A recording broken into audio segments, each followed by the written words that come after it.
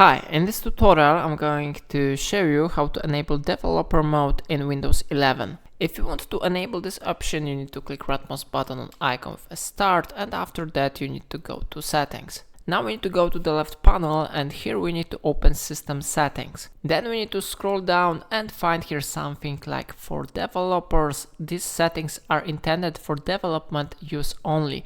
Remember about that, it is very important to know it. So I click on this one arrow, and now the first option is developer mode. This mode will let you to install apps from any source, including loose files. So if you are sure that you want to enable this option, you need to click on this switcher, and after that you will see this one information: turning on developer mode, including installing and running apps from outside the Microsoft Store, could expose your device and personal data to security risks or harm your device. And now you have here question: turn on developer mode. If you are sure that you want to do it, you need to click yes button. And from this moment developer mode will be successfully turned on. Remember that you can always turn it off if you want in any time.